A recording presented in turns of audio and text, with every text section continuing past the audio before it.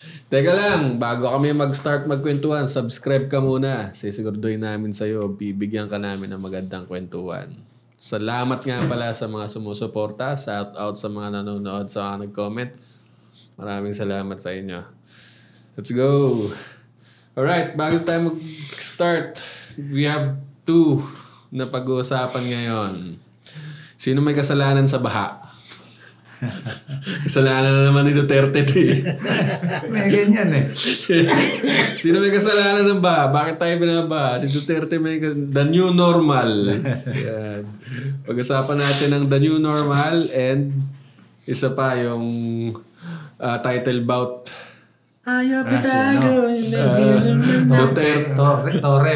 Torre versus Baste. Well, lagi-lagi na lang tayo, no? Parang hindi ko rin masisi si Presidente. Bakit niya sinabing new normal na ang bagyo na hindi na emergency? Although kahit simula nung nagkaisip ako, bagyong Rosing, almost every year, nasasalanta tayo ng malakas na bagyo. Di ba? Parang hindi rin natin masisisi na... Pero tama ba na sinabi niya na this is the new normal, ang bagyo? Well, kasi ang mga tao laging sinisisi yung climate change. Si Trump mismo hindi naniniwala sa climate change. At saka si President BBM naman, wag nating sisihin. Kasi yung mga nakalipas na presidente, yan din ang naging problema eh. Binagyo din naman siya. Yung flood na yan. Yan din ang problema eh. So, hindi na bago si President yan. Yeah. BBM. Pero bago po natin laliman yung kung sino talaga may kasalanan. Laliman ang flood? Laliman natin. Bago natin laliman ang flood. Pops, paano ba tayo makakaiwas sa baha? I mean, in disaster management, paano tayo magiging safe pagdating sa sakuna ng baha? Ikaw, sa akin kasi, lagi yung preparedness ang number one. You have to be prepared. Tapos, pagkatapos ng preparedness, syempre yung mitigation. And, anong ibig sabihin ng preparedness? Preparedness, paghandaan mo ang bagyong dadating. Kasi alam naman nating dadating ang bagyo. Okay. Kasi andyan ang forecast, andyan ang... Actually, wala namang instant bagyo. Wala instant. Hindi katulad ng lindol yan. Yung bagyo, ngayon nga ang Pag-asa medyo on point na. Hindi katulad dati pag sinabi, ngayon may thunderstorm pero kinabukasan ng araw-araw. Ang init-init. Doon kasi naka-windy.com na yung ang Pag-asa ngayon, natin. medyo on the point na yung forecast. Parang on point sila. Pag sinabi niya, ganitong oras, uulan, may rainfall warning, ganito. Yeah. Within 2 hours, makikita mo, uulan talaga. Pero a few days pa nga makikita mo na nabubuo na yung bagyo. Yes. Number one is to prepare. Lalo na kung ikaw ay matagal na doon sa area na nakatira, you're familiar with the situation ng lugar mo. Hindi ka nagugulatin kapag tumaas yung... Katulad kaming taga Marikina, alam namin pagka may bagyo, alam na namin prone kami sa baha. Pero ito nga isang magandang, hindi ko naman sa pinagmamalaki ang Marikina. Yung baha dati, tsaka yung baha ngayon, medyo mas manageable yung tubig sa Marikina ngayon. Na nagugulat ako sa ibang lugar naman, masyadong, katulad sa Quezon City, grabe na. Ay, iba ang QC. Commonwealth pare, itong ano bang date, yung July 16. Ang lalim ng baha ng Commonwealth. Well, sa record ng MMDA, there are 23 flood-prone areas ang QC. Roads. Metro Manila. 23. Siguro top 1 dyan is yung sa Espanya. Lagi naman. Pero napababa rin naman nila. Dati kasi hanggang nasa US talaga. Lalo yung papuntang Quiapo, yung ilalim na bridge yung pailalim. Hanggang ngayon, ginagawa nilang cliff diving yun. Ginagawa cliff diving. Yung mga opisyalis natin ngayon naghahanap ng masisisi. Oo. Yung Dolomite nga nung panahon ni President Duterte, nasisisi ngayon. Kaya baha sa Maynila dahil sa Dolomite. Kasi yung nagkalkal sila ng mga sewerage, puro Dolomite yung natagpuan nila. Totoo kaya yun? Well, naghahanap ng masisisi lang mga tao.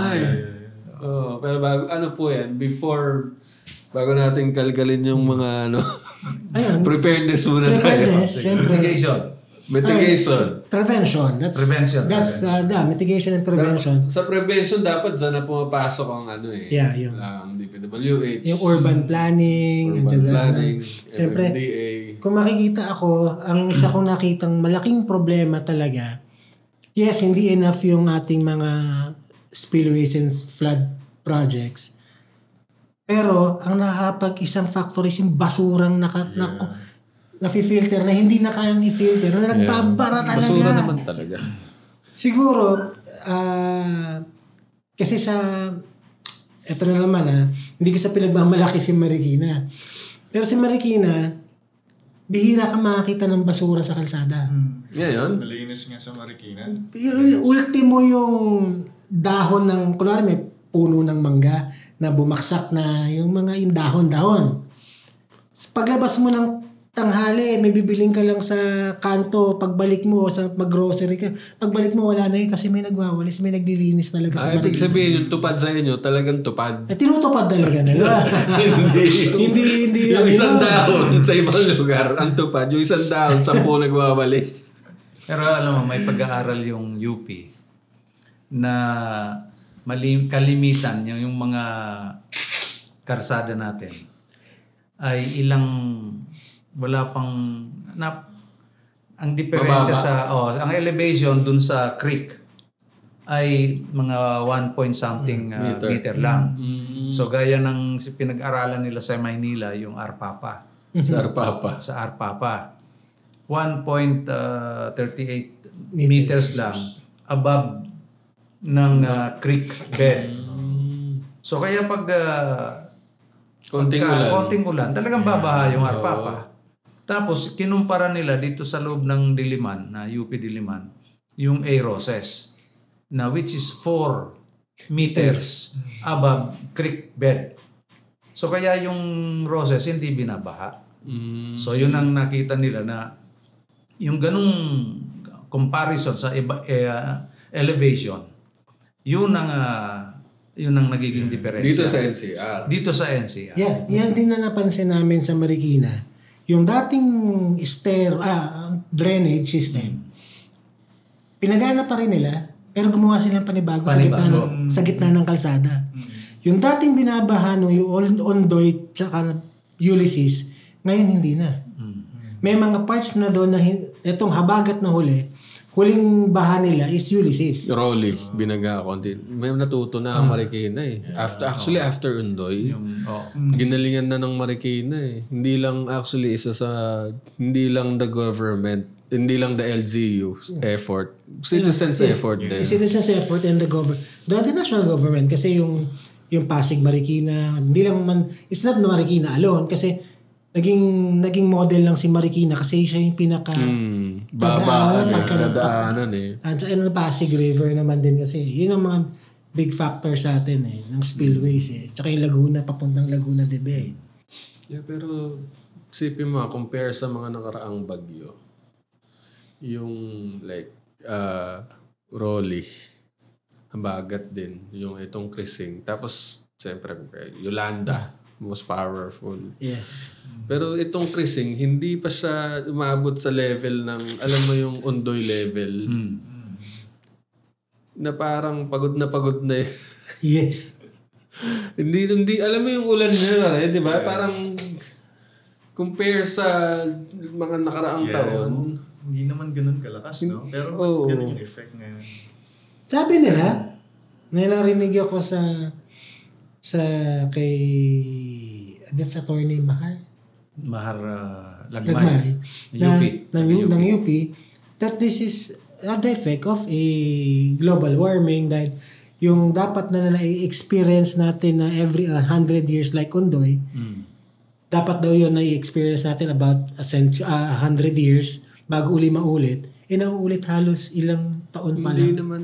Para sa akin, hindi yan climate change, pare. Kasi yung climate change, mapapansin mo, dapat February pa lang, mga bagyo na. Ganun yung mga climate change. Ito, taon-taon naman tayo binabagyo. Pare. Ibig sabihin, pagpasok ng July, Rainy season. Walang climate change doon eh. alam na natin. Oo, alam mo na. Kaya nga sabi nga ni Senator Joel Villanueva, 1.4 billion, B as in baboy, ang pondo ng DPWH Kaya nga sa po, flood nagulat ako control. eh. Daily ah. Daily yung 1.4 Daily? 1 billion daily. Daily. At sabi naman ni Senator Lacson in 3 years, 2 trillion ang pondo. At ang sabi, baka mga kalahati daw nito, yung 1 trillion na punta sa bulsa. Yun. Masakit. Sabi ni Actually, Senator Lacson. functioning natin sa 100%, nakakalungkot kasi 70% ang backlog sa drainage system. Ngayon, Imagine that for every 10 kilometers, 7 kilometers ang nangangailangan ng drainage sa buong Metro Manila. So that's big. That's big.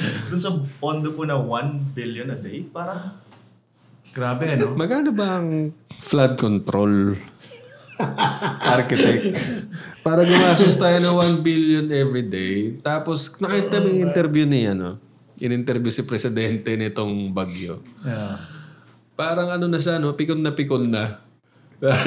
Yung sa tono ng boses niya, tinatanong siya kung nasan yung flood. Nasaan na po yung flood control? Nandyan lang ang flood control. Nandyan lang siya, kaya lang na-overwhelm na eh. Ano tayo? Andiyan na mali. Kaso walang nagawa eh. Nandyan talaga eh. Sabi niya, nandyan yung flood control. Bakit ba kayo naghanap? Nandyan Hindi lang na-control. Yan ang new normal. Tapos kaya sabi niya, biglang sabi niya, dapat isipin na natin, di na natin isiping emergency to eh. Ano? Ewan ko. New normal na. New normal, kaya pag umuulan, wala nang ano. Pero in fairness kay President BBM, Kumilos naman. siyempre, concerned siya. Nasa Amerika nga siya, pero Umuwi naman siya agad. Umuunahan siya eh. Ngayon, hindi lang naman siya ang presidente na ganito ang naging problema eh. Oo nga po. Lahat ng presidente halos nung Ondoy. dumaan yan. Pero, yeah. sa akin, kasi wala kang masyadong maalala sa presidency niya eh. 3 taon na, no?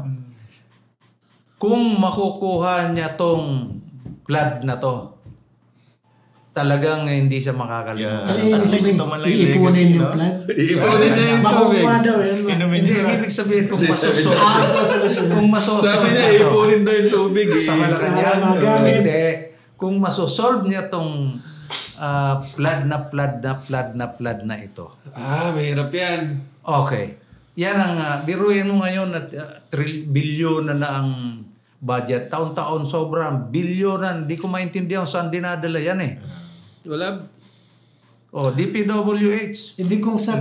Well, pero po, kung titignan nyo, DPWH NCR did a great job doing clearing operations during Hindi naman uubos ng 1 billion yung clearing na yan, no? Sana kaya yung mga baboy Ini-interview nga yung taga-DPWH, si Sino po? Joseph, Sino ba Engineer Joseph Bolivar. Ini-interview ni Arnold Clavio. 70% daw ng drainage system ay clogged na. Clogged. Silted. So, alam nyo na palang 70%. Anong ginagawa nyo? Andiyan naman yung pera sa inyo. Binigay ng taong bayan sa inyo. Ayan na. Yeah. Anong ginagawa nyo? Pinapakialaman daw kasi ng politiko. Ba't naman pa? Sus Maria Josep naman. Alam mo ako, naisip ko tuloy mas maganda, di ba DPWH? Dami. Public Works and Highways. Yeah. Kung hindi man lang ninyo masusolusyonan itong flooding na ito, kung pwede, highways na lang kayo. Department of Highways, yan na lang sa inyo. Tapos yung Public Works, mag-create ulit tayo ng bagong department. Yan That's a ang good maganda. idea. Tapos, para yung pera, wag nang ipamigay dun sa... Kasi nangyari ngayon, yung sa flood control funds, ibinibigay sa bawat politiko. Yun lang nga. Congressman ganito. Ikaw... yun ang nangyari. bibigay. Sila pa rin yung nandyan. Kaya nga sabi ko, sa politiko pa rin by the... Diba, ano bang alam ng politiko sa paggawa ng Paghawak ng pera? Hindi. Sa paggawa sa public works. Di ba? Legislative yung ng ano nyo eh. Oo nga, bakit sila may hawak ng pera? Pero sabi ko nga kanina kay Tito Rom parang tatay lang yan eh. Ito si Presidente, diba? Meron bigyan kita ng 10 piso. Ikaw 10 piso, ikaw 10 piso. Ayusin niyo yung mga ayusin niyo yung kalsada niyo. Tapos ano nangyari? Wala. Asan yung pera? Wala. Hindi masabi kung asa napunta. Tapos hihingi na naman. Tapos hihingi na naman kayo? Opo. Bibigay na naman. So, gano'n nangyari sa... Kaya ito si Presidente nung in-interview siya, kitang-kita mo sa kanya yung parang napipikon na naiinis. Pikon na siya kasi lahat ng tao, siyempre. Biruin mo ngayon, 30 ang patay. Sa kanino nating kamay sisingilin yung namatay na tao? Sa DPWH, kay BBM, kanino ba? Wala. Kung inaayos natin ang mga buhay natin, di wala sanang namamatay. 30 na namamatay ngayon. Right. Sayang buhay, parang pinaglalaroan lang natin kasi taon-taon naman yung... Sabi nga niya, new normal. Taon-taon namang bumabagyo. Taon-taon namang bumabaha. Kung ako lang masusunod. Wala nang... sa politiko, alisin ko na yung pera ng flood. 1 tao na lang bibigyan ko. Ibigay ko sa iyo ang 1 trilyon na yan. Strong 1 trilyon. Ayusin mo buhay mo yung flood ayoko na in 1 year. Kung pwede wala na yan in 2 years. Kaya alam paano yung maglalabas na naman ng pondong panibago. Wala naman na magagawa talagang maglalabas ng pondo Kaya nga lang sa tama ng pag-aagit. Kasi lubog na. Ay tignan natin kay Presidente. Sabi nga ni Jake Maderaso yung reporter yung daw dredging. Mahilig ang politiko sa dredging. Favorite nila money desilting. Money machine. 40 to 50% daw napupunta sa commission from the contractors. Ngayon, kasi bako-bako lang yan Kung ikaw naman, tayo nga, nandito lang, hindi naman tayo engineers. Buti nga si architect, andyan architect yan Madali lang yung dredging Ako, okay, magdi-dredging ka ba? Sige. Gusto mo dredging? Ang bayad ko sa'yo, depende sa volume ng inalis mo. Na halimbawa, ano bang aalisin mo dyan sa river na yan, Pasig River? Burak. Yung mga burak, tsaka mga ganyan, buhangin, etc. Sige, umpisa ka na. Per tonelada bayad natin. Per tonelada bayad. Magkanong bayad sa tonelada? Sige, babayaran kita. Pakita mo sa akin. Ang bilis niyan. So, nandiyan na, may tonelada, ang bayad mo. Sige, banat ka pa. May problema. Ang problema ngayon kasi, pag sinabi mo after dredging... ilang buwan lang, babalik na naman kasi yan Hindi, ang problema nga ngayon sa dredging, di pa ako nakakita nakakakita ako ng mga umuhukay. Pero wala akong nakikitang tambak saan dinadala. Doon sa kabila. Ha? Sabi lang sa gitna. Sa gitna. Tapos kukunin naman siya lagay dito. Kinuha sa gilid, lalagay sa gitna. Ayun na nga So talagang hindi mo ma-dredge yung mga river natin, mga pero po creeks kasi pag laging babalik at babalik din, parang ang dredging kasi it's parang lang, parang langaw.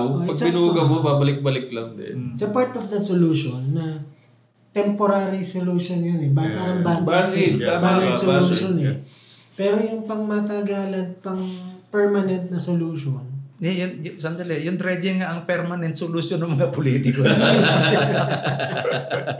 Hindi one of the solutions. Pwede kasi nakikita ko naging effective naman siya doon sa yung pera sa Marikina kasi yung floating dredgers. Sila, kahit walang bagyo, tuloy yun. Ayun na nga. Nakikita mo ngayon sa Marikina, malalim yun. Oo nga. So kahit tumaas siya, medyo matagal. Pero pagka si Wawa, nagpakawala na, wala na talaga. Kawawa talaga yung mga dadaanan. Pero continuous yun. And secondly, yung basura, punta kapag bumahat na umulan, kukunti makikita mong basura sa Marikina. Pero sa Quezon City, grabe yung Kita mo sa basura. Pasay, yung creek, grabe naman. Parang dito sa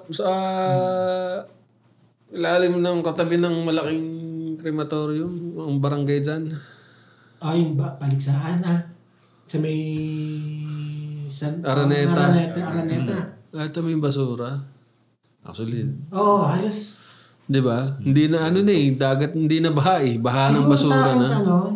yung isa sa mga LGUs na parang maging to prevent nga, yung urban planning nila. Patawa nila na may mga nakatira sa gilid ng tree, mga nagtatapon. Yun na may mga barangay officials. Medyo tibay-tibayan naman nila. Actually, dapat isa yan sa mga maintenance nila. Hindi naman po laging problema hindi naman laging kasalanan ng politiko yan. Kasalanan din natin. Makukulit. Alam mo, kukulit ng mga tao. Wala tayong disiplina sa tapon ng basura, pare. Pero yung walang magkukulit ng basura. Tapon mo sa ilog. Dati diaper lang tinatapon sa ilog. Ngayon, buong sako-sako. Sako na? May nakita nga rep lumang rep tsaka sopa Ito yung ako nakita ko mismo sa mata ko. Yung street sweeper. Walis. Ang linis na. Walis. Tapos natapat dun sa Kanal. Hinulog dun. Hindi ako talagang nakita ko mismo. Sa mata ko mismo. Pero grabe ito sa Japan. Makikita mga trash can sa paligid. Sa loob lang ng mga convenience store. Ano ang ginagawa? Inuwi nila yung basura nila di ba? Sa bahay nila na Sa US, ganyan din. Pag may basura ka, na lumagpas sa limit ng daong kinukolekta ng garbage, pumulta ka. Nagputol ka nga lang ng puno nun. Laki ng babayaran mo sa basura mo. Dapat yun ang gawin sa atin Sa atin, Masyadong matigas na ulo ng Pilipino sa totoo lang. Minsan, guilty rin tayo lahat dyan. Ako dati, nung kabataan ko, eto na lang Siyempre, kain ng candy, tapos mo sa gano'n. Napunta ka sa Makati na merong yung anti-littering ordinance. Di, may sinisingil 500. Ako nagtapon. Di ako nakasunod. Sabi ko, hindi sinushoot ko. Palusot na lang, sinushoot ko sa bulsa ko na nahulog ko. Simula nun, pinapasok ko na sa bulsa ko yung balot ng candy. Captain na ng bulsa mo. Pero totoo yan nasa disiplina rin natin. Kasi tingnan mo, ito kawawa to si Presidente. Kasi expected na pag umulan, babaha.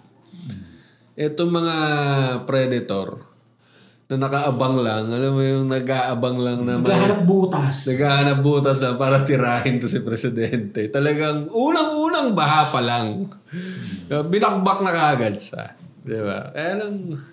Pero hindi ko man naman maintindihan itong DPWH at mga LGUs. Meron namang mga programs na dapat may mga plano na Kaya lang sinabi sa isang Senate hearing, inamin ni Secretary Bonoan na walang pang master plan. Aray ko. Walang master plan. Diba, meron na daw dun sa billionaire.com na meron ako nakita interview na meron na daw siyang pinresent na master plan na I think yung master plan na pinresent niya, yung mga mga sub-master plan. Pero hindi na. Pero walang total master plan.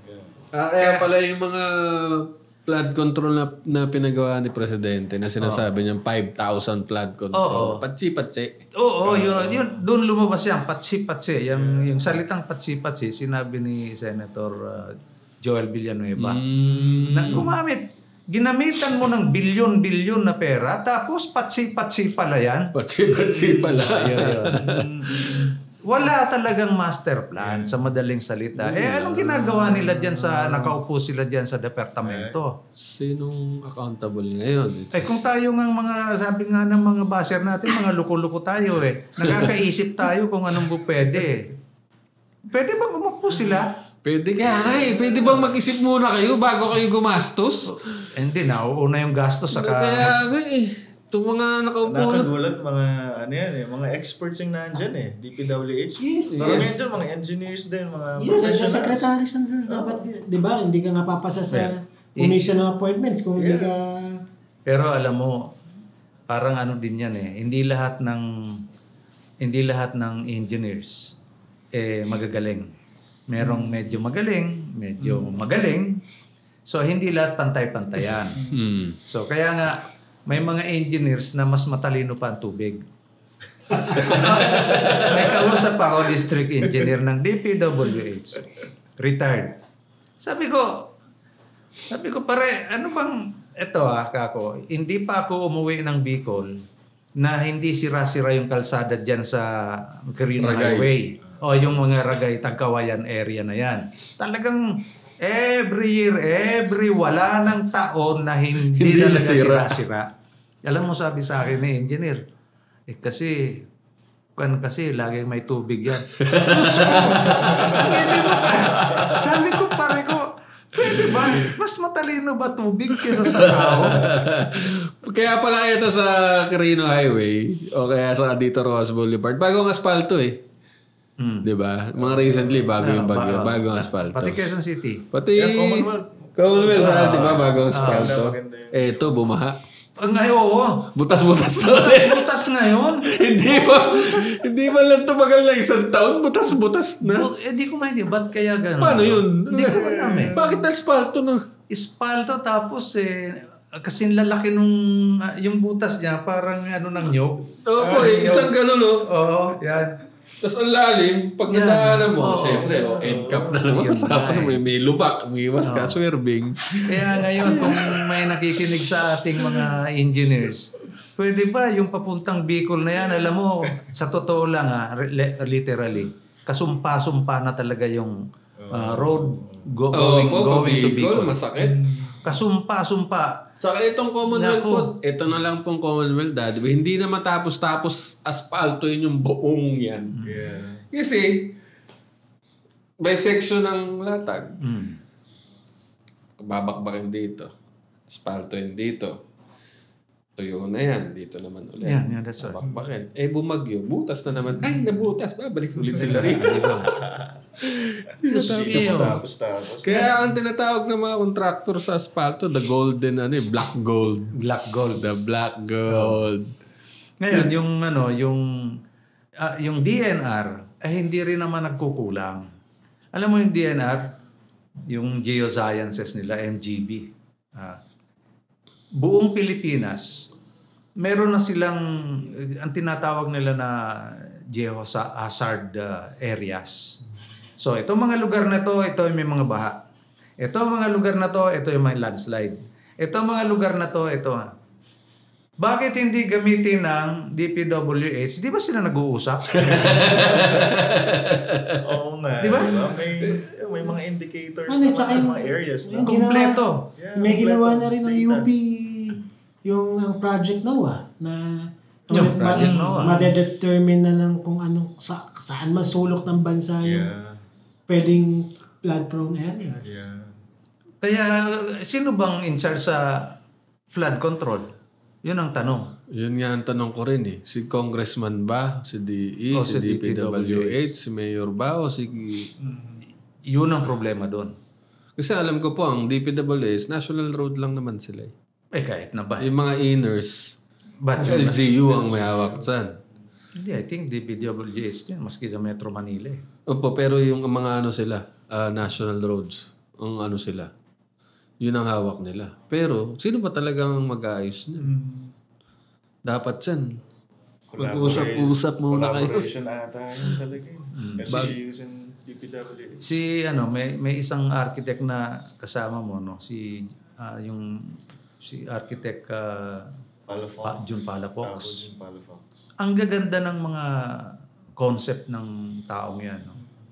Pero hindi ko maintindihan kung bakit hindi kino-consider ng gobyerno yung kanyang mga ideas. Samantalang yung ibang bansa, alam ko, Siyang kinuhang konsorta. Dubai, Singapore. Yeah. So, Urban planner yan si Palafox. Urban planner. Eksakto nga para sa Metro Manila eh. At meron siyang program para sa project proposal para sa Metro Manila. That's the thing about the budgets in roads and floods. Kasi nga, dyan ang pera eh. Sipin mo, pag inayos ang mga politiko yan, saan na sila kukuha ng pera next? Once and for all naman. Siguro sa tagal naman ng politiko, ang dami nga nila kuha ang pera. Sa tingin mo ba, parang... Mariusap Sa tingin mo ba, may nakukontento sa pera? Wala. naman. Unahin niyo naman yung bayan. Kaya isa tingnan mo kaya what if? What if ka na naman, ayos ka. Tapos kakatapos lang ng eleksyon eh. Di ba? Gumastos ako ng malaki ngayon. Saan ko babawiin? Sa Baguio, calamity funds, emergency. Kaya dapat ito may nakabantay sa mga emergency state Hindi ko calamity. nga maintindihan kung natutuwa ba yung mga local State of officials. calamity. Kasi ano yan, emergency purchases yan. Kaya nga, pagka Pabilisan may ng pera bagyo dyan. ba, natutuwa yung mga politicians? Ewan ko. Kasi magagamit Siyempre, yung kailangan nila emergency magtrabaho. funds. Kailangan nila magtrabaho. Kailangan nilang galingan para ma-justify yung Yung calamity fund magagamit. state of calamity pag naka-calamity fund. Pero nagiging ano po parang una, ang kalsada natin ayos pa, binabakbak na, 'di ba? Ito mo yun, ayos na binubutas na naman. Itong MWSS, kakaayos lang ng kalsada. Biglang magpa-pipe laying sa gilid. Buti nga sa Hindi pa gilid. kayo nag-uusap. Walang coordination. Di ba? Walang coordination. Kaya alam mo, it boils down to... Kakabago lang. Dati ito sa amin kakabago lang ang kalsada. Bago. Wala pang isang taon. 3-4 months pa lang. Mamaya yung mga MWSS nandiyan na naman. Binabakbak na yung gilid. Maglalatag sila ng bagong linya ng tubig. Either bagong linya or maintenance daw. Maintenance ka. Tapos ang malupit doon, hindi natatakpan. Ngayon yung kalsada, meron ng humps. Humps na pag gano'n. Baka naman itong mga MWSS na ito, yun ang abang-abang yung mga bagong karsada. Kaya lalo yung mga tumawid ng kalsadang pag ganyan. Boss, Di nila may bagong- tinatakpan Boss, may bagong gawang kalsada ron. O sige, butasin nyo na. Lagyan na ng pipe yan. Lagyan na naman. Tapos bubutayin mo sa gitnang gano'n. Tapos hindi naman tatakpan. Hindi naman sesementoin ulit. So libre humps. Speed humps. Nakakapagod na yun. Okay, tapos yung, kawawa talaga tayong tao talaga sa totoo lang. Pero cycle na po kasi yan. Sipin mo, ito. Pag bagyo, yan, usap na naman tayo, calamity. Pag-usapan natin itong mga politiko na to. Tapos pag tag-araw na, makakalimutan na. Hindi, Tapos kahit pag na eleksyon ngayon. na naman, ito na naman, boboto na naman natin sila. Cycle Cycle. Yung mga Pilipinas, sabi mo, okay, tag-ulan, kawawa naman kami, baha, ayusin nyo yung gobyerno. Ito Diba? na ba? Reklamo tayo ng reklamo. Ngayong araw, umaraw, limot na natin. Ganyan nga mga Pinoy, daddy boy. Tayo mga Pinoy, ganyan. Bilis makalimot. Kalsada, lubog. Di ba? Problema, kasalanan ng presidente, gobyerno, ni mayor. After tag-araw, okay na kami ulit, chill na ulit. Tapos after ng tag-araw, eleksyon na naman. Iboboto na naman natin sila. Sabay magbabagyuhan ulit. Tapos magbabagyo na naman. Bakit ka ganyan? Inubos mo yung... Pero alam mo, Di na tayo natapos sa cycle. sa presidente yan. Ako sa akin. In fairness naman kay BBM. Kahit sa mga nakaraang presidente. Presidente yan. Pero Pagka itong sinabi ng statement niya presidente, nung nakaraan. Halimbawa, ngayon, humingi ng budget na naman yung mga sa DBM, no? Sige, bigyan ng budget yan. Pero gusto ko may resulta yan. Pabigyan niya ng taning. Halimbawa, appoint siya ng secretary. Secretary gave you 1 year. Gusto ko merong... gumawa ka ng miracle dyan sa flood na yan. Yeah! After 1 year, pag walang nangyari dyan, Ako man, pagdating naibigyan ng ako June, ng- July, meron na namang bagyo na naman. Pag wala akong nakitang development, medyo papalitan kita ha. Okay lang po, Presidente. Nasa akin na naman yung nasabi ko. 1 billion na day ba naman Kumurat mo lang ako doon.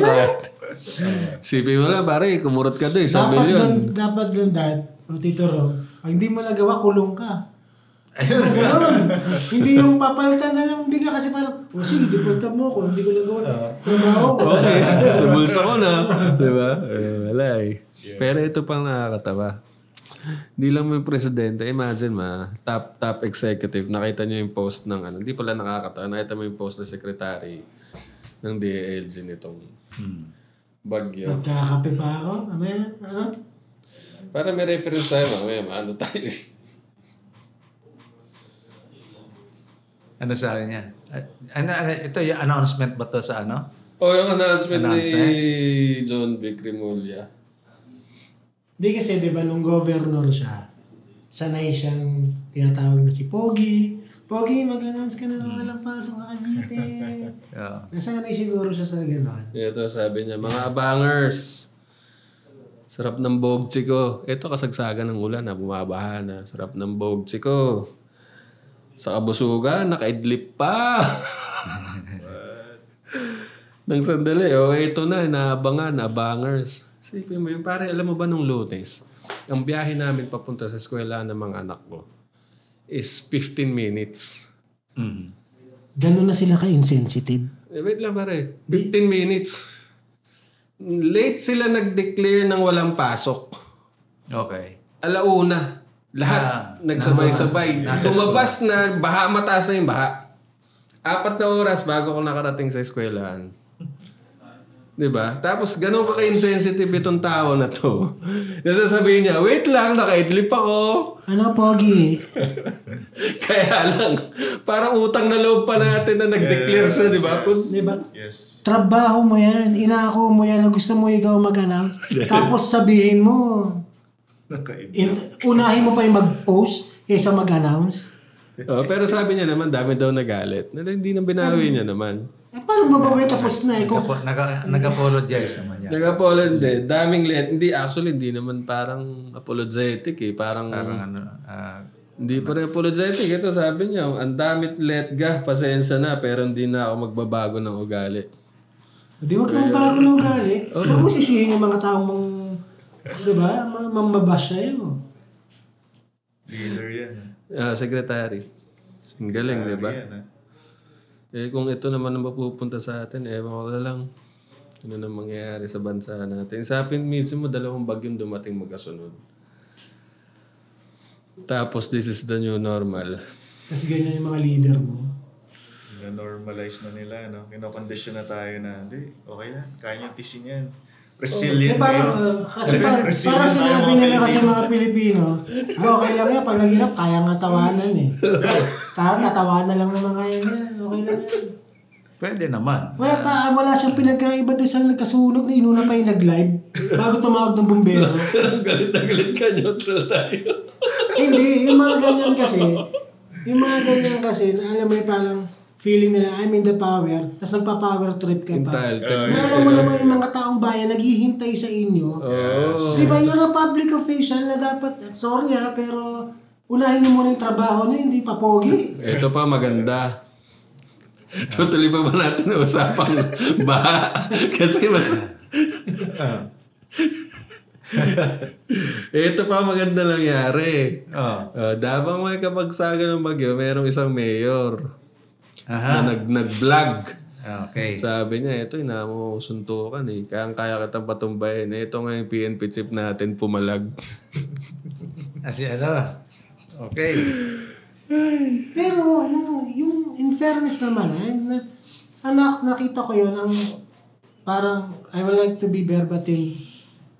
You keep as sabi ni Vice Mayor, you keep on harassing me, diyan ka lang naman magaling. Sa pag-aras kasi you're in the position. Pero kung sa suntukan lang, alam ko hindi ka mananalo sa akin. Pero doon, kung babasahin ko, pakikinggan ko, wala akong narinig doon na hinamon niya nasuntukan si General Torre. Yan pagkakaintindi ko. Kaya nga ito, kasagsagan pa ng bagyo, saka pa Magsiset-set ka pa ng... Nag-set pa sila. Sige, itong linggo. Charity. Hindi, charity naman daw Charity naman daw. Para doon sa mga nabagyo. Ito pa nga, nag-set sila ng linggo. Ito pa lang si Mayor, Baste. Nag-file na pala siya ng authority to travel na pirma ni Secretary John Vic. Alam niya na aalis ng linggo. Tapos bigla-bigla na lang itong NBI, si Baste lumipat na. Ito, Nakakaano eh. Dalawang partido ngayon. Di mo alam kung kanino kakampi. May mga nagbabas kay Baste na duwag. Di ba? Meron naman. Pag binis mo si Bante, kanino kakampi? Di kay Torre. Ngayon, binabas na si Baste. Binabas niya rin itong isa. Sino Para ba? hindi siya para sa hindi matay. Ewan ko ba? Sabi nga nila, kung si Pacquiao draw. Ito drawing daw. Ito drawing. Ay, hindi naman naging drawing kay Torre. Naging title champion siya. Ang galing nga, inanalo siya. Panalo.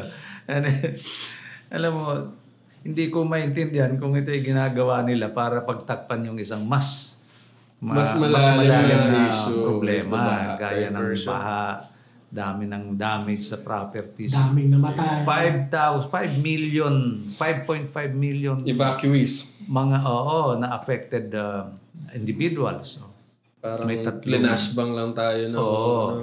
Tapos tayo nabibisi ron sa pag-abang nung boxing. Wala naman dapat abangan. Ayun, yung mga TV nakapokus doon sa shadow boxing ni General Torre. Oo nga po eh. Tapos ano pa, bigla mayroon pang lead wool pa. Naka-lead wall. May ginastosan pa yun? Hindi pare, to justify naman. May nalikom naman sila 16 million. Saan galing? Sa ticket daw yung ata pumasok. May mga nag-donate sa charity match. Pinakita ba kung sino mga nag-donate? Ala. Saan kaya galing yun? Tsaka nagtataka lang ako sa mga media outlets. Kung pagbabasihan lang yung sinabi ni Vice Mayor Baste, akin talaga wala akong, ewan ko sa inyo, pero wala talaga akong narinig o naramdaman na hinamon niya ng suntukan. Pero ang sa mga media outlet, Vice Mayor Baste hinamon ng suntukan si General Torre. Saan galing? Merong iba pa nga, sayang daw tattoo eh, kasi lumipad ng Di ba? Saan sayang galing? tattoo. Sabi ko, kayo yung mga yung magpabalita 24 oras, walang pawang katotohanan lamang. Totoo ba yung binabalita niyo? Ewan natin. Kasi parang nagkaroon ng parang circus na eh. Yung kumbaga, yung media doon nakafocus. Pero may parang ang latest parang bumalik si Baste Duterte. At sabi niya, sa ibang araw na lang tayo magsuntukan. gusto mo ituloy na natin yung suntukan natin ng Tuesday ba? Opo. Tuesday or Wednesday. Walang media, walang Tuloy na natin. Tapos ang sagot naman yata ni General Torre parang busy na siya. Hindi na ako lalaban. Hindi na, parang busy ako. Hindi na ako pwede. The question is, bakit pa Pero bakit yung media, wala ngayon yun? na ayaw na? Kasi nung umalis si Baste, parang yung media talagang pinakikita na nag-training si Sa akin naman, Pero sa akin po, Dado ba as I analyzed it, win-win sa let's say Dilaw. Win-win dun sa neutral na galit sa administrasyon niyan and kay Duterte. Na to fan the flame. Una, gawa nila ng storya si Baste na duwag, na tumakbo, bunganga lang, ganyan. puro tattoo lang daw. Win-win sa kanila yun, na defame nila si Duterte. Win din sa kanila kay Torre kasi nagawa nilang na-push nila. Na-push nila na magkaganyan-ganyan. Diba? So parang win-win sa kanila. Okay, sa administrasyon, PNP chief na pagawaan yung ganyan. Which is, dapat two head of, high position isang mayor. Kaya nga, isang PNP chief. Magsusuntukan lang na mano-mano just for political.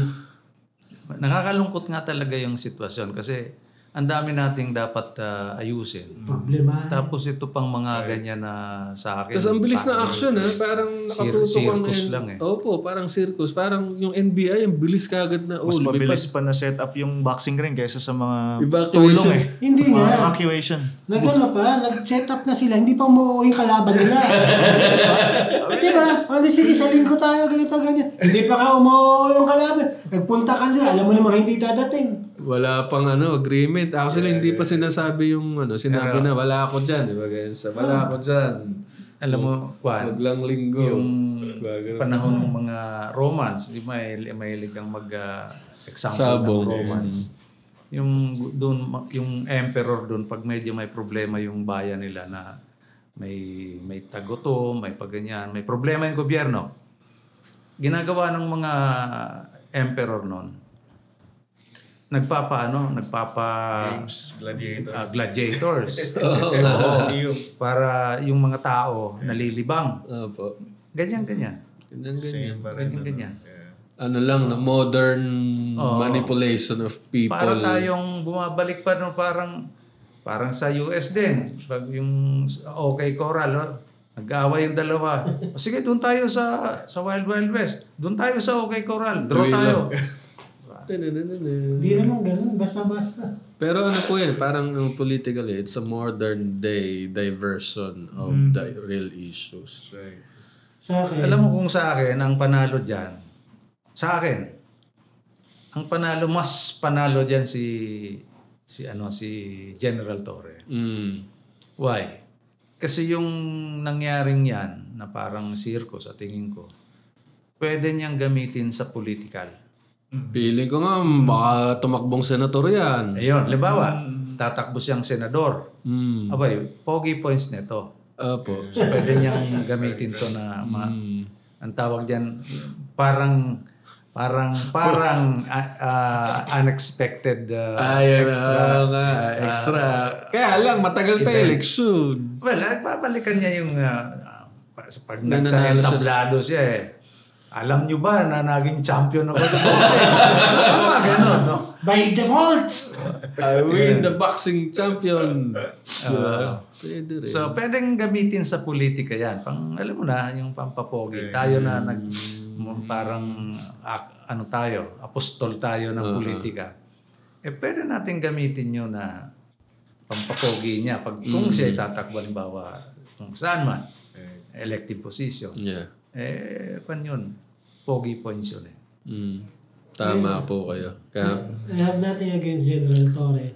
Nakasama ko siya sa ilang operations. Way back ASEAN, ASPA, itong kay Madam Lenny, nung sa NCRPO siya. Of course, nakasama natin sa... I have nothing, pero you're at the highest position of ng kapulisan. Tapos para pumatol sa ganon. It was just like parang sa akin, being a professional is that hindi pwede rin kasi siyang parang tama nga si Daddy Boy. As may motive and behind the action of doing. So sa taas na publicity na yan, there's... Kasi di ko maintindihan. Tama ka. Di ko maintindihan kung bakit yung mga camera nandun, yung mga social media Dami nandun. pong social... May interview pa. Ganon kaseryoso yun. Na, Bilis Ang pati bilis. mga reporters, inaabangan ko nga yung parang si Trump pagsasalita ng big beautiful trade deal niya eh. Parang si Daming Trump mic na sa eh. harap. Daming mic sa harap. Sabi ko, ano ba yan? Nakapagtaka eh. Dinaig pa nga yung Pacquiao Barrios na-interview Nagulat ako. So sabi ko, kung ako ito... There's parang babasahin mo yung actions and moves. Yeah. Those people na that push him to do that boxing match, may motive behind it. Una, to defame the other side. And syempre, sabihin na natin na yung smoke screen everything, kung galing man sa higher ups ang utos niya, i-divert ang Pilipino sa issue. Kasi parang, there's hindi naman sa, di ba, ikaw, Hindi gusto daw nila makatulong para sa charity. Charity. Hindi, beside the point yung charity, ang nakita ko parang ginagamit nila si General Torre for whatever purpose. Baka hindi niya alam, ginagamit na rin sa to divert. Papagamit din si General. Siyempre, political Kung meron siyang political Ambition. So, huwag natin sabihin ambition Plans. o political plans. Leaning. Pwede natin sabihin leaning na kung gusto niyong tumakbo man, maging senador, he will use all the publicity. Kasi wala namang bad or good publicity. There's Publicity sa publicity. publicity pa rin yan. Pwede niyang gamitin. At ang nanalo din kilala na natin ng Duterte ever since Magaling sila sa mabulaklak na labi, provocative. Diyan nga nanalo yung tatay niya Diba? Kung paano niya paikutin ng mga tao in his hands just because of his statements. Dito, si Sara ay naka 1-0 sa Supreme Court. Si General Torre naka 1-0 din kay Baste. Feeling ko 1-0 kay Baste kasi. Pero alam mo, pareho sila talo, pareho sila panalo. Kasi si Baste naman, yun sinasabi natin nung nakaraang discussion natin. Yung para malagay ka sa national consciousness. Kasi si Baste ito na yung parang niya. si Baste parang hindi pa masyado pinag-uusapan sa national level. Pwede na to. Ito, pumutok ang pangalan niya. Pumutok ang pangalan sa national. Kasi may pangbalik siya Yung balik niya yung, ayoko lang ng Sunday. Sige, Monday, Tuesday, sabi niya Tuesday ba yun? Tuesday o Wednesday. Pwede niyang gamitin yung statement na yon na para mapunta siya sa national discourse. No? Proceed. Kasi hindi sinagot ni... may sagot pala si General Torre dun ayoko na busy ako by the time So, pareho sila panalo, pareho sila talo. There's other Ang way. talo talaga doon, tayo. Nasayang yung oras natin. Imbes na nakakapag-isip tayo ng maayos. Ando pa si Secretary John Pica. Kaya Diyan na naman siya. Pumunta ka na, Mario. Ay, nako. Wala naman sugat ni Pero it's this situation that proves parang ang it proves yung sabi nga nila yung mainit na tubig sa ang nabibigay niya sa iba't ibang tao, lumalabas yung character niya in adversity. Parang itlog. Kung sa itlog, pakuluan ka, titigas yung pagkatao mo. Diba? Sa patatas naman, yung patatas, lumalambot sa mainit na tubig. Yeah. So, may mga taong, because of this adversity, they used it to, to harden things. And iba naman, nang bumibigay. Kaya sabi nga ni Meron naman mga tao na, wait lang po, na ginagawa yung kape that uses the adversity, it's something new. So, nag-take advantage yung iba dun sa yung isa naman naging... Buti na lang din natuloy.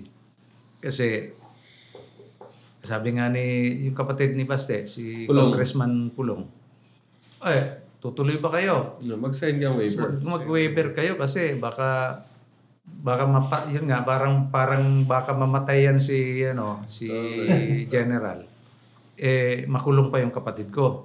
Actually po, parang kahit hindi pa mamatay, basta masuntok mo, alam ko merong certain law that pa rin yan man in uniform pa rin yan Tapos, PNP chief pa.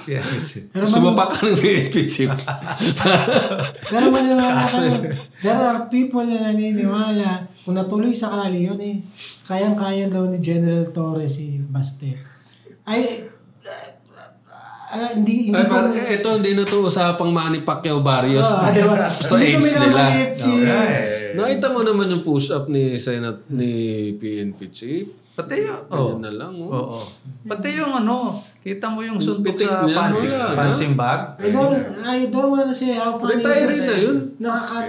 Maniniwala kayo mananalo si General. Isang general. He's a former boxing PNPA boxing.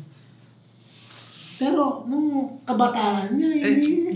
Alam mo yung Baste, MMA din pala yan, mixed martial arts. So, hindi mo rin matatawaran yun. Prime din siya ngayon. At saka yung edad niya, mababa pa, bata pa. So talagang talagang mabuti na lang hindi natuloy kasi talagang siya doon. magkakasakitan talaga. Gaya yung nung American Revolution, si Hamilton, presidentiable yun. Nagkapikunan tsaka siguro sa issues ang apelyido Burr. Aaron Burr. So kapikunan, draw. Kasi during the time, American Revolution, uso yung draw Nag-draw yung dalawa. Presidentiable. Magaling yung Hamilton magiging president, future president yun. Nag-draw. Patay yung Hamilton. Buhay yung Burr. Si Burr. Naging vice president yung Burr. Okay. So, ang buti nga hindi natuloy yung ganyang mga otherwise, magiging vice president yung mananalo. Hindi ko natuloy. Talo tayo dati lang ang Pilipino. Hindi nga natuloy. Ulats na tayo. Yung pang natuloy. Bili mo. Sana kita, PNPC tsaka Vice Mayor, suntukan. Vice Mayor mo si Matay? Alam ko Mayor. Vice Mayor. Acting. Kasi si former president ang mayor. No? Nga pala. Oo nga pala. So, acting mayor siya. Kasama naman nakakita nun. Malalagay na naman tayo sa headlines. sa ibang Guinness World Records. Funny moments in the Pinoy world. Diba? Parang only in the Philippines talaga. Only in the Philippines. Una, naging new normal na ang baha. Nakita mo ba yung sa In a span of few weeks Nakita mo yung nagbabalot sa ice sa lalagyan ng yelo yung tubig ba? Tawa ko ng tawa yung mga memes. Ginawang yelo. Ito, sobrang dami nangyari ngayong week. Pero ilang araw lang walang...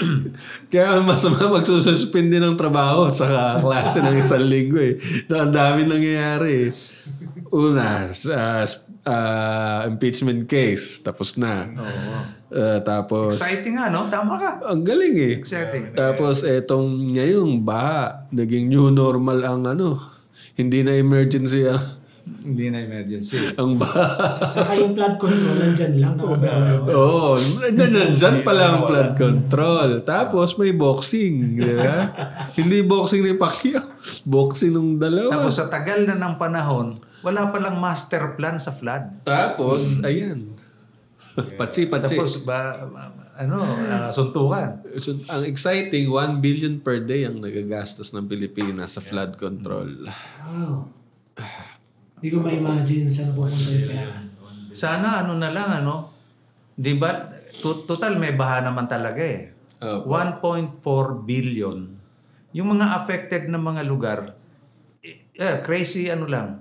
Ipamigay na lang yung pera.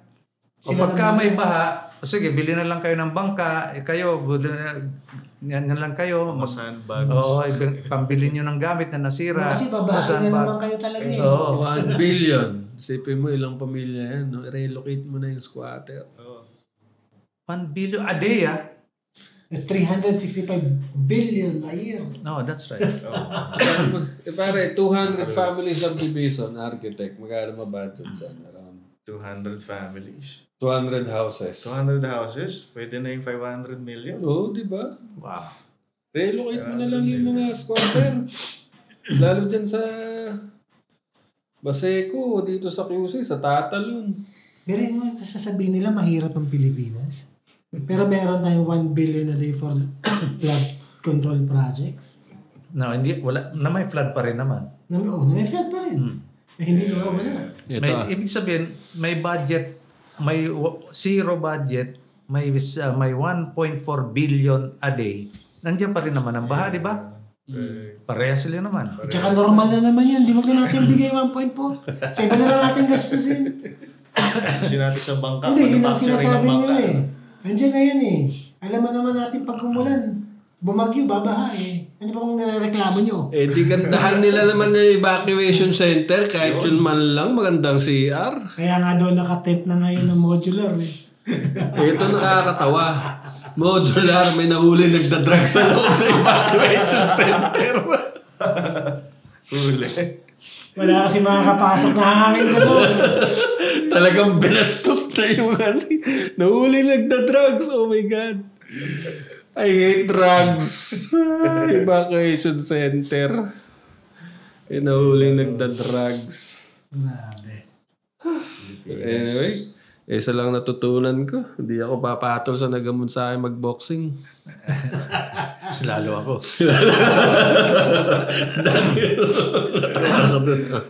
Ay, nako. Well, sana naman magkaroon tayo ng mas maayos na opisyales. Ito si John Vic, namumuro na ito. Ipalit na lang si Magalong kaya dyan sa DLLG. Ay. Nako. Balik niyo na lang si Magalong na lang. Ano kaya yung dating DLG? Saan yun? Ito Hindi, neutral tayo pare. Wala tayong kinikilingan. Hindi kasi alam mo kasi ang hirap mag-neutral ako pero yung mga ganyan tao. Oo nga eh. Kaya sabi natin sa podcast natin. Anti-Filipino, no?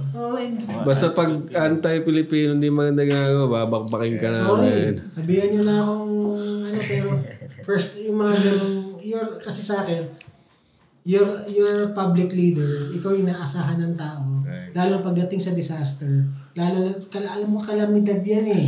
Tapos unahin mo pa yung pa-cute. New normal na kasi. Cute ka na boy, alam na namin. Pogi nga tawag sa'yo eh. Tama na yun. Trabaho na. Yan, alam yung mga politician na kayo magkakamali, babakbakin kayo dito. Pero, yan, maraming salamat. Ay, ako. Well, tama po si Daddy Boy. Kanina sabi niya, parang, maybe it's time to create a certain team or department man lang or at least hiwalay na yan. Sub-agency, di ba? Kaya lang kasi meron na tayong DRMO eh. Sa flat. Andyan na sila eh. Hindi pa nga. Actually, I like to commend bago matapos dito Rom, the LGUs, the RRMOs, the rescuers and the volunteers. Itong nakaraang actually, ang gagaling. Ang gagaling nyo. Saludo kami sa inyo. Kayo ang dapat pinupuri. Sa totoo lang. Hindi yung mga Hindi yung mga nandiyan, nagpapalamig sa kwarto habang may bagyo. Uy, tiga lang. Malamig sa kwarto ko nun Alisin na yung public works dito sa DPWH.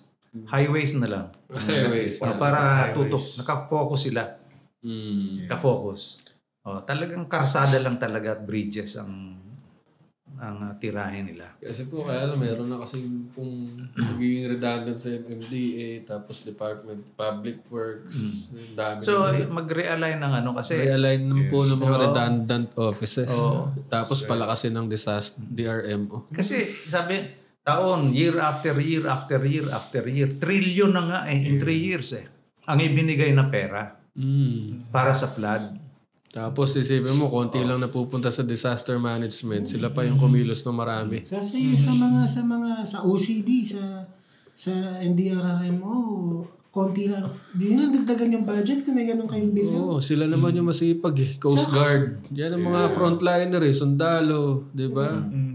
Mga volunteer. Pagka may calamity, sino ba makikita mo sa ground? Sila. The volunteers, the rescuers, the DRRMOs. Office of Civil Defense, di ba parang? Ngayon sila yung saludo, sila ang bayani. Sa totoo sila ang tunay ng mga bayani. Dapat dyan talaga yung preparedness DRMO. Ay, salamat, saludo po sa inyo mga volunteers and disaster frontliners and responders. Kung nakarating kayo sa usapan namin dito, ibig sabihin enjoy mo yung kwentuhan namin, kaya subscribe ka na. Para makita ka pa ng magagandang kwentuhan. Maraming salamat sa inyo lahat. Okay.